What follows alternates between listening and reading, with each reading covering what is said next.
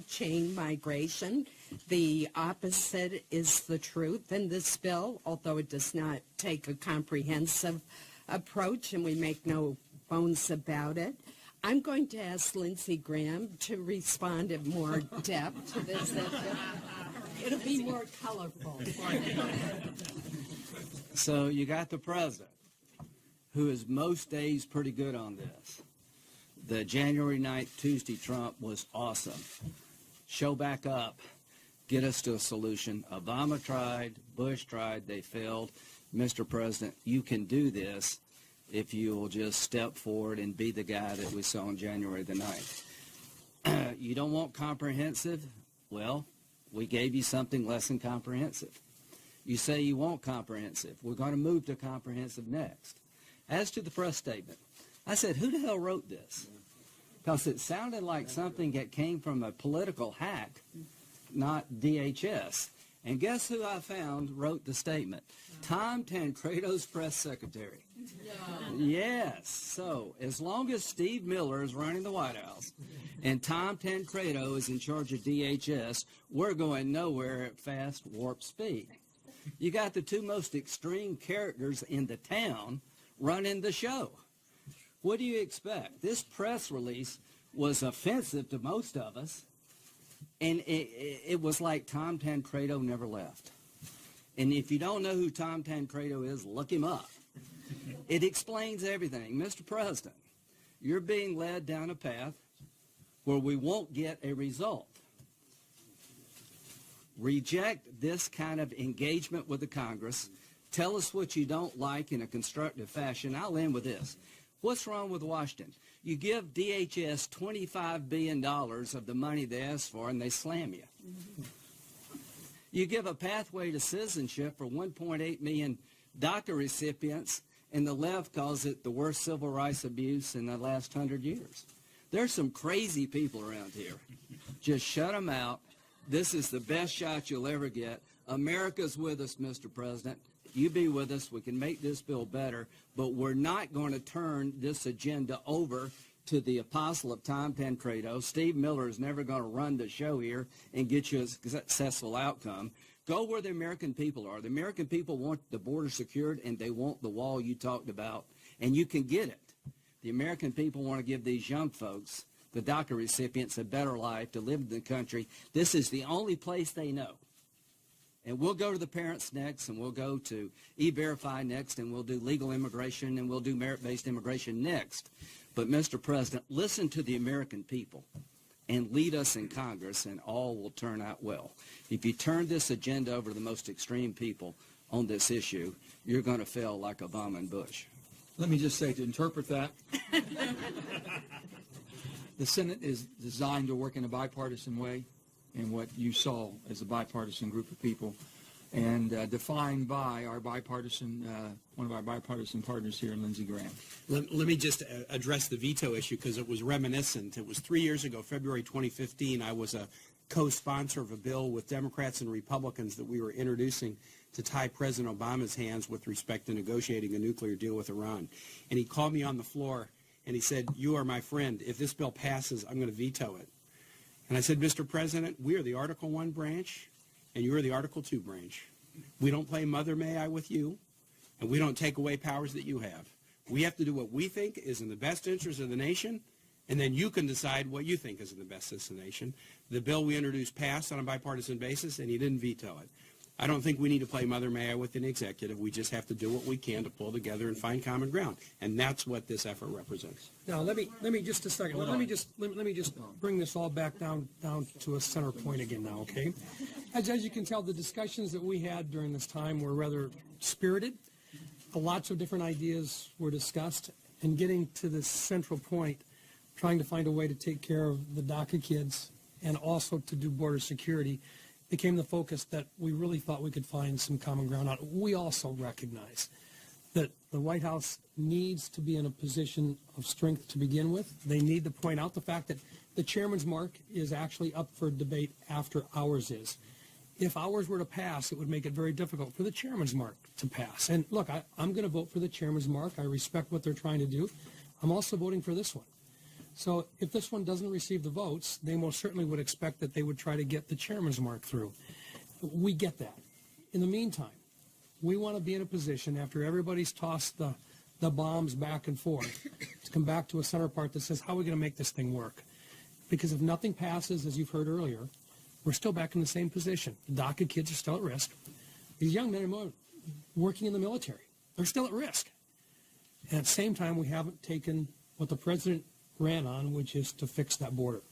So with everything else being said, and all of the bombs being tossed all the way around, the reality is there's got to be a group of us that can sit together, take a deep breath, and come back to how are we going to actually get something to improve the immigration system in the United States and actually fix the security along all of our borders.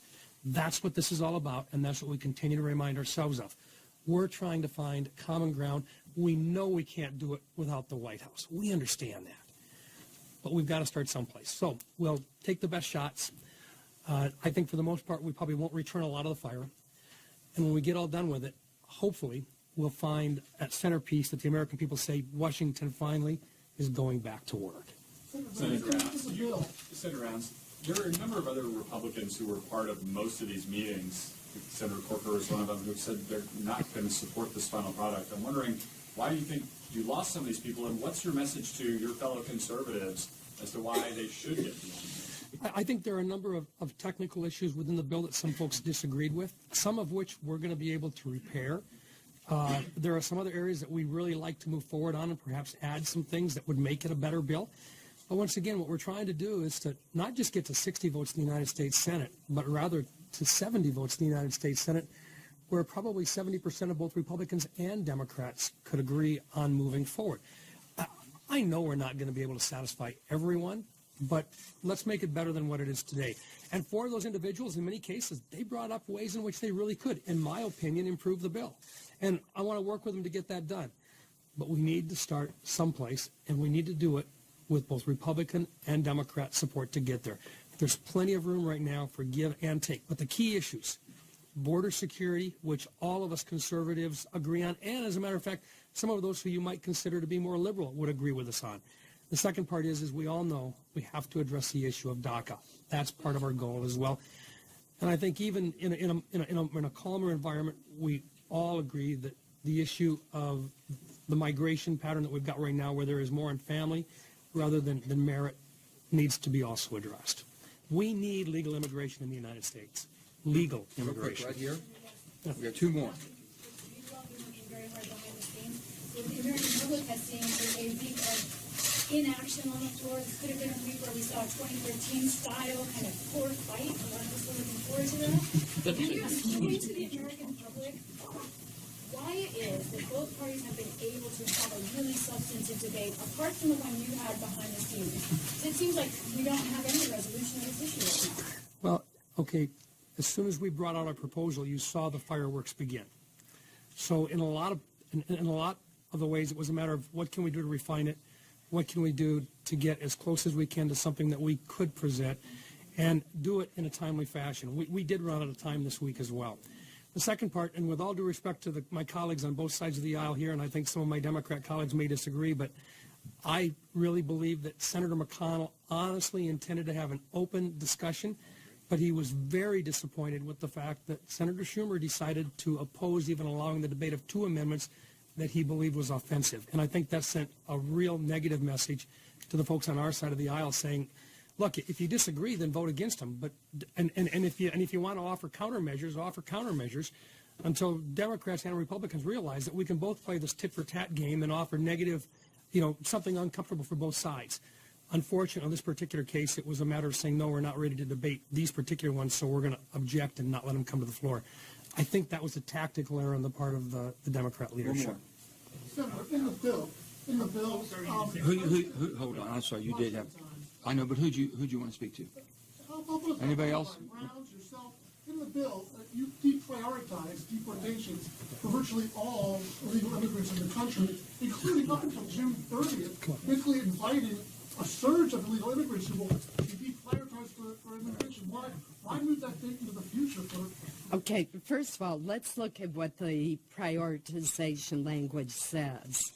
it says that rather than going after a chemistry professor who has been in this country for many years and has contributed greatly to his community, and sending him back to his native land at a time when he was on his way to pick up his child from school, that the first priority, not the only priority, should be to go after people who have committed felonies, serious misdemeanors, multiple less serious misdemeanors, are a threat to public health or safety.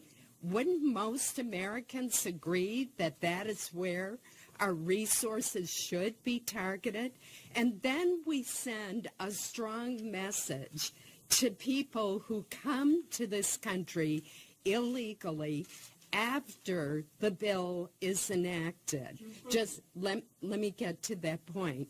And the message we're sending to them is they are going to be a priority for deportation, just the way someone who has committed a felony is a priority for deportation.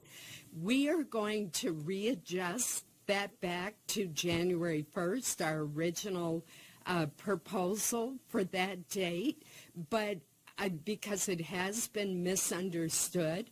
But what that is a deterrent. It is saying to people who come here after a particular date that we're going to focus resources on your deportation just the way we prioritize the deportation of criminals and someone who poses a threat to public health or safety. Let me just say Yes. a quick word Hold about on that. 1 second. I had a law professor who said always go back and read the statute, and the statute said shall prioritize. That doesn't mean to the exclusion of all other use. It just says this is where you start. You start with criminals. You start with people that have come in recently. You start with people who are threats to national security. It doesn't mean you're prohibited, and that's what the DHS press release suggested, that you're somehow prohibited from all other deportation activities. That's simply not what the statute says. I think the only other thing I would like to add, to go back to the very beginning, we've tried to give the president what he outlined back in January. And we have members on the Democratic caucus, I should say, there are members in the Democratic caucus who are very reluctant about this bill because of what it does for the wall. This bill doesn't make everybody happy on both sides, but it is an attempt to meet the requirements of the president, and I hope he can take yes for an answer. Because if this doesn't go, there's no answer, and this could drag on. You know, we have an immigration debate once every 10 years around here.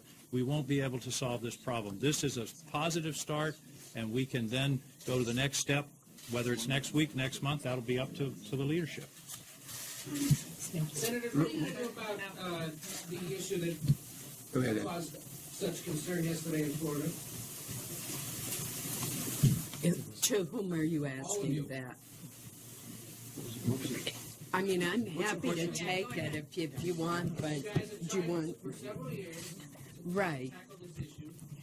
Well, first of all, I think there are a number of steps that need to be taken. What happened yesterday is not only so horrific a tragedy, but it also has happened far too many times in this country. And Joe Manchin is the co-author of a bill with Pat Toomey, another bipartisan bill that would strengthen background checks. And I believe personally that that needs to be done. I have a bipartisan bill with Pat Leahy that is aimed at straw purchasing. That's when someone who's legally prohibited from purchasing a firearm uses someone who can buy a firearm to make the purchase for them. We need more by way of mental health services. It is so clear that anyone who would shoot children is mentally ill and needs help. and we don't invest enough in mental health in this country. So those are three very practical steps that we can and should take and that are overdue. And there's one final one that I want to mention that my friend Heidi Heydrich, is she still here? Heitkamp authored with me, and that is we had a no-fly, no-buy proposal. In other words, if you are so dangerous that you're on the government's list that says that you are not allowed to board an airplane, you are too dangerous to buy a firearm. So that's a fourth one that Senator Heitkamp and I were the co-authors of last year. I'm sure there are others who would like to. Final question. Thank you. The one gentleman right there. Hold on. A female. Senator Collins, can we just get clarification on what you just said about moving the enforcement date back? We're going to clarify through a call. He's been trying. He's been in line much longer. Chris? Look, I don't think we will finally know exactly how. I don't think we will know exactly how many senators will vote for this until we're on the floor and we are calling the vote. There is a Democratic caucus meeting going on right now, the purpose of which is to reinforce the strong support of our caucus leadership for this bipartisan compromise.